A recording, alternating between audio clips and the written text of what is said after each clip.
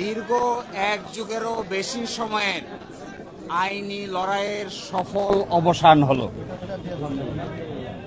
বাংলাদেশ জামায়াতে ইসলামী আজকে বাংলাদেশের সর্বোচ্চ আদালতের রায়ের মাধ্যমে তার নিবন্ধন কেড়ে নেওয়া হয়েছিল। আজকের এই রায়ের মাধ্যমে বহুদলীয় গণতান্ত্রিক এবং অংশগ্রহণমূলক সংসদ প্রাপ্তি নিশ্চিত হলো। আমরা আশা করি এই রায়ের পরে বাংলাদেশে সঠিক নির্বাচনের মাধ্যমে প্রাণবন্ত সংসদ গঠিত হবে।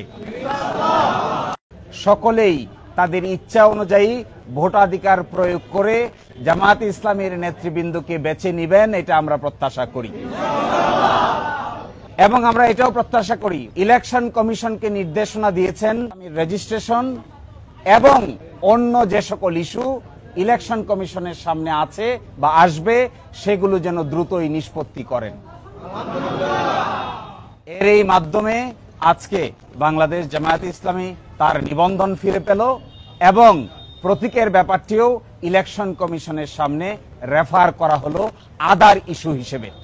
এই জন্য আমরা মামলার শর্ট অর্ডার চেয়েছি। আমরা আশা করি আগামীকালকের মধ্যেই মামলার সংক্ষিপ্ত আদেশ আমরা হাতে পাবো। এই সংক্ষিপ্ত আদেশ আমরা ইলেকশন কমিশনের কাছে অ্যাপ্রোচ করব।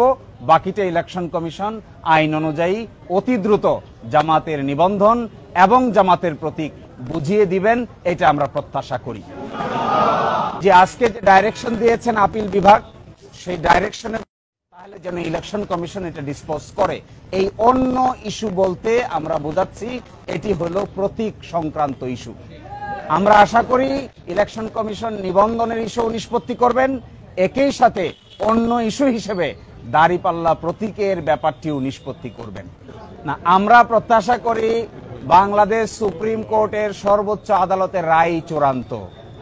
কে কবে কখন প্রশাসনিকভাবে সিদ্ধান্ত নিয়েছেন এগুলো বিচারিক কোনো সিদ্ধান্ত নয়।